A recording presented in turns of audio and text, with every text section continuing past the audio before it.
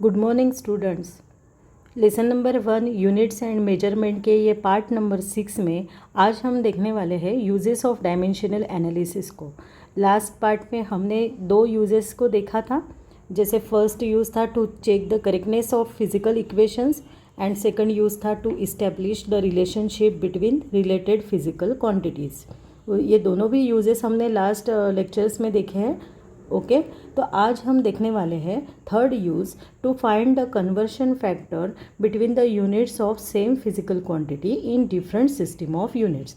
यानी एक physical quantity है और अगर वही फिजिकल क्वांटिटी एक सिस्टम में उसका क्या, अगर वो एक सिस्टम से दूसरे सिस्टम जाती है तो क्या कन्वर्शन, उसका फैक्टर क्या है, उसके लिए क्या कन्वर्शन फैक्टर रहेगा, ये आज हम यूजिंग डायमेंशनल एनालिसिस से फाइंड आउट करेंगे।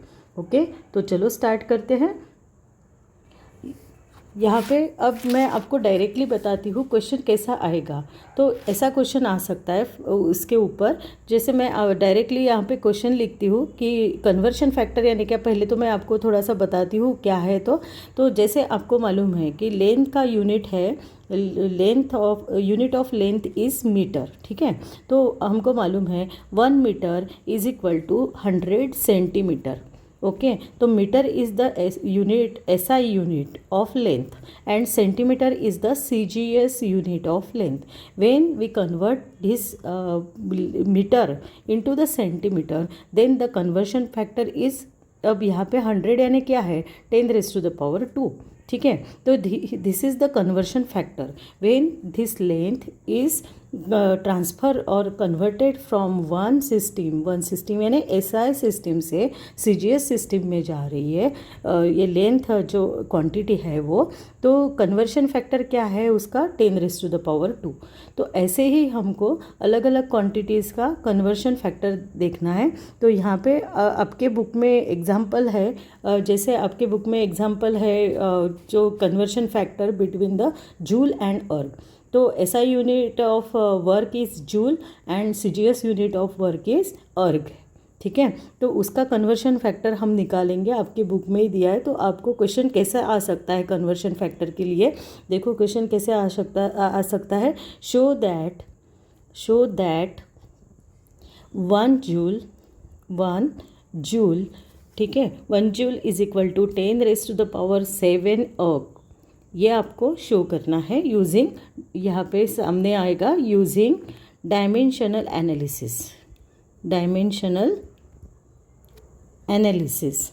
ऐसा क्वेश्चन रह सकता है एनालिसिस। तो देखो कैसा करेंगे इसको। अब हमको पहले तो जान लेना है कि जूल यानी कौन सी क्वांटिटी है वो। तो जूल यानी it is the SI unit of work.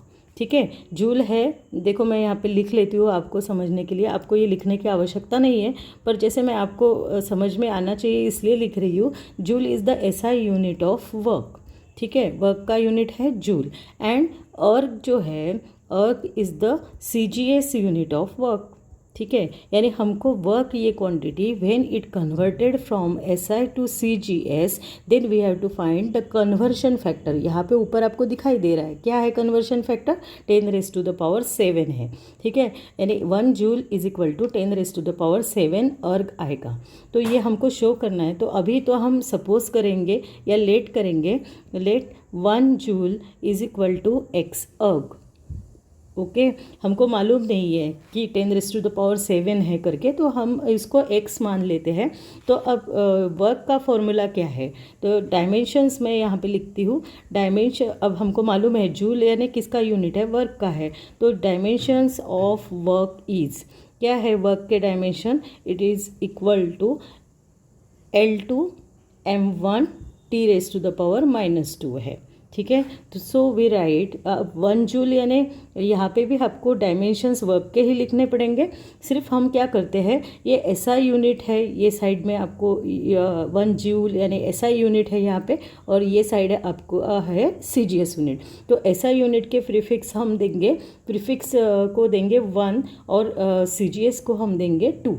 तो कैसे देंगे देखो, तो 1 जूल है तो यानी हम कैसा देंगे, इसको 1 प्रीफिक्स देंगे। ठीक है, L1⁻2 m1 raise to the power 1 t1 raise to the power -2, okay, is equal to x। और अर्ग है, अर्ग यानी डायमेंशंस वही रहेंगे, सिर्फ हम प्रीफिक्स चेंज करेंगे, यानी 2 देंगे प्रीफिक्स, ओके।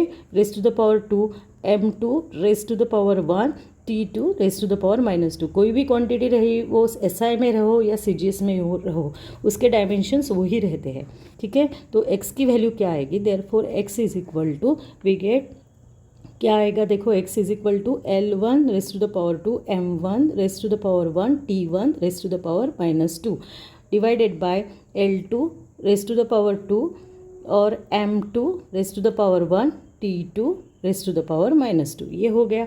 अब हम क्या करेंगे, हर एक क्वांटिटी अलग अलग कर देंगे। कैसे करेंगे, देखो अब मैं लिखती हूँ यहाँ पे x1 x is equal to, अब पहला ब्रैकेट लिखती हूँ, L1 का है L1 upon L2 common power लिखती हूँ रेस टू द पावर 2, ठीक है। सेकेंड है m1 का m1 upon m2 raise to the power 1, ठीक है। थर्ड है T1 upon T2 raise to the power -2, okay. ये हो गया। अब ये समझ में आया ना कि जो प्रीफिक्स है 1, यानी इट सफिक्स बोलते हैं, प्रीफिक्स भी बोल सकते हैं, सफिक्स है 1 indicate SI unit and 2 indicates CGS unit में है, ठीक है। तो अब लेंथ है, फर्स्ट क्वांटिटी हमारी है लेंथ। देखो मैं नेक्स्ट स्लाइड पे लिखती हूँ, हमारा ये इक्वेशन आपको समझ में आया होगा, तो मैं लगे तो ये फिर से रिपीट इक्वेशन यहाँ पे लिखती हूँ। देखो नेक्स्ट इसमें लिखते हैं,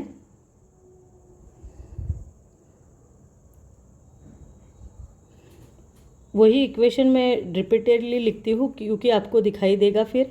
L1 अपॉन L2 ये था हमारा equation, m1 upon m2 raise to the power 1 और t1 upon t2 raise to the power -2 था, ठीक है। तो 1 यानी SI यूनिट है ऊपर और नीचे है CGS यूनिट। अब लेंथ का SI यूनिट क्या है, पहले तो क्वांटिटी है length, L stands for length, उसका SI यूनिट क्या है, m मीटर है, ठीक है, डिवाइडेड बाय, और नीचे है CGS यूनिट, तो उसकी CGS सिस्टम है, तो उस लेंथ का CGS यूनिट क्या है, तो it is centimetre, okay, raise to the power 2।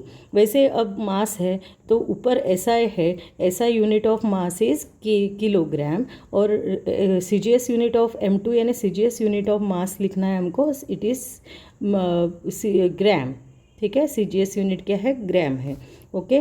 ये हो गया। उसके बाद में टाइम है, SI यूनिट टाइम का सेकंड ही है और CGS भी सेकंड है, रेस टू द पावर -2, ठीक है। ये हो गया। अब हम इसको सॉल्व करेंगे, x इज इक्वल टू, अब हम क्या करते हैं कि जो मीटर है उसका कन्वर्शन कर लेते हैं सेंटीमीटर में, ठीक है। तो कैसा कन्वर्शन है आपको मालूम है, 1 metre is equal to 100 centimetre, ऊपर 1 मीटर है तो हम ऐसा लिख सकते हैं 100 सेंटीमीटर डिवाइडेड बाय सेंटीमीटर मिल गया रेस टू द पावर 2। वैसे 1 kg इज इक्वल टू 1000 ग्राम, तो हम ऊपर लिख सकते हैं 1000 ग्राम अपॉन ग्राम, ठीक है, 1000 ग्राम अपॉन ग्राम लिख सकते हैं। यहाँ पे क्या आ जाता है, second cancel, 1 raise to the power -2 हो जाता है वो, ठीक है। तो यहाँ पे अब हमको मिलता है x is equal to 10 raise to the power 100 यानी 10 raise to the power 2, centimetre cancel हो जाता है, ठीक है। तो पावर और 2 है, then gram cancel, we get 10 raise to the power 3, 1000 यानी 10 रेस टू द पावर 3 है, और इंटू 1, ठीक है। ये 1 रेस टू द पावर -2 यानी 1, ठीक है। तो ये हो गया, यानी it is equal to x is equal to, ये कैसा है, इंडाइसिस का हमारा रूल है, x raise to the power अगर a है, raise to the power b है, तो there we get x raise to the power ab, ठीक है। ये रूल यूज़ करेंगे। 10 raise to the power 2 into 2 यानी 10 raise to the power 4 into यहाँ पे 10 raise to the power 3, power कौन सी थी यहाँ पे, 1 ही थी, मैं यहाँ पे 1 लिखती हूँ, 1 ही थी, तो 10 रेस टू द पावर 3 हो जाता है। और हमारा दूसरा रूल है कि अगर a raise to the power x है into a raise to the power y है, तो we get a raise to the power x plus y। वैसे ही हम यहाँ पे लिखेंगे x is equal to 10 raise to the power 4 plus 3, that is we get x is equal to 10 raise to the power 7। ये हमारा answer आ गया है। तो अब x की जो जनरल हमने इक्वेशन लिखा था यहाँ पे 1 joule is equal to x, और तो x की वैल्यू पुट करेंगे, क्या आएगा, 1 joule is equal to 10 raise to the power 7 erg, ठीक है। तो यहाँ पे मैं लिखती हूँ therefore 1 joule is equal to 10⁻⁷ erg. Okay, समझ में आया। तो इस प्रकार से आपको ये सॉल्व करना है। तो ऐसे ही हम दूसरा एग्जाम्पल लेंगे जो आपके बुक में नहीं है। तो दूसरा एग्जाम्पल लेंगे, फोर्स का यूनिट है आपको मालूम है न्यूटन, ठीक है। और ऐसा यूनिट है न्यूटन और CGS यूनिट है, क्या है CGS यूनिट न्यूटन है, और दूसरा जो है डाइन है, ठीक है। तो हम निकालेंगे 1 newton is equal to how much dyne, ठीक है। अब आपको मालूम नहीं है कितना डाइन है, तो न्यूटन इज़ द ऐसा यूनिट ऑफ फोर्स। तो फोर्स के हम यहाँ पे डायमेंशंस लिखेंगे। ये साइड है SI यूनिट की, ये साइड है हमारी CGS यूनिट की, ठीक है। We have to find the conversion factor of जो dimensions of force from SI to CGS। ये N क्या है, it is the N is the SI unit of newton, is the SI unit of force and dyne is the CGS unit of force, ठीक है। तो ये conversion factor, जब force ये quantity SI से CGS में जाएगी तो क्या कन्वर्शन फैक्टर रहेगा उसको हम निकालेंगे। ओके, तो फोर्स के यहाँ पे फोर्स के डायमेंशंस लिखेंगे, पर SI के लिए हम सफिक्स 1 देंगे और CGS के लिए हम सफिक्स 2 देंगे, ठीक है। तो what are the dimensions of force? They are L1 raise to the power 1, M1 raise to the power 1 और T raise to the power -2, T1 raise to the power -2। Okay, it is equal to x। और यहाँ पे भी force के dimensions वही रहते हैं, system कौन सी भी रहो, SI रहो या CGS रहो, तो सिर्फ हम CGS के लिए सफिक्स देंगे 2, L2 raise to the power 1, M2 raise to the power 1, T2 raise to the power -2 आ जाएगा यहाँ पे।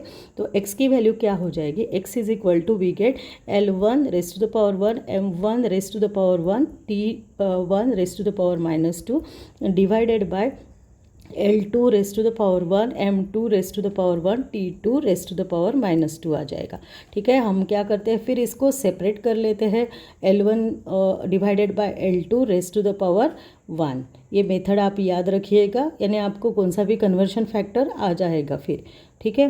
तो रेज़ टू द पावर क्या आएगा 1, और T1 raise to upon T2 raise to the power -2 आ जाएगा, ठीक है। ये हो गया, अभी हमारा क्लियर हो गया है यहाँ तक। अब हम यहाँ ऊपर L1 है तो ऊपर का यूनिट लिखेंगे, लेंथ का यूनिट्स ऊपर 1 यानी 1 सफिक्स है फॉर SI और 2 सफिक्स है फॉर CGS सिस्टम, ठीक है।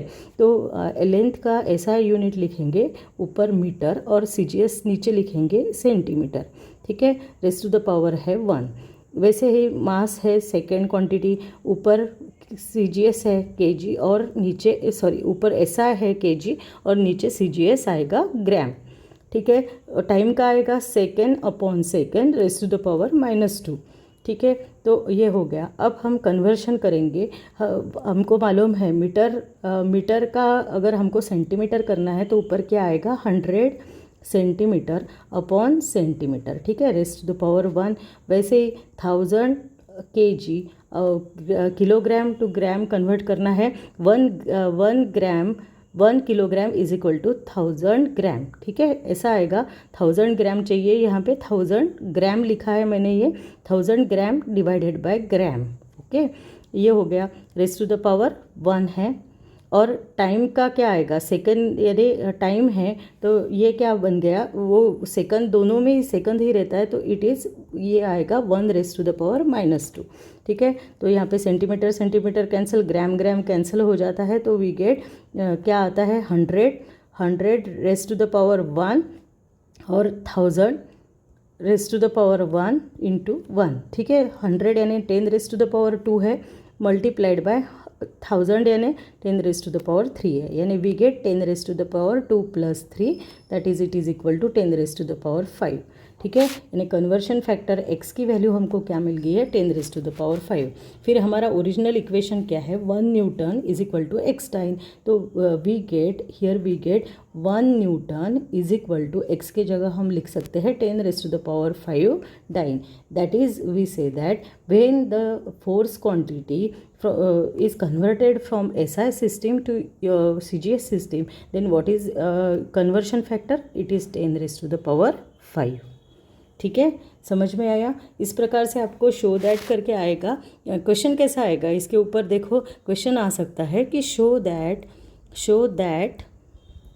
1 newton is equal to 10⁵ dyne. ठीक है, समझ में आया। इस प्रकार से हम कन्वर्शन फैक्टर निकाल सकते हैं यूजिंग डायमेंशनल एनालिसिस। ओके, ठीक है, तो आज यहाँ पे ही रुक जाते हैं। अगले लेक्चर में हम फिर से मिलेंगे। तब तक के लिए bye, have a good day, thank you.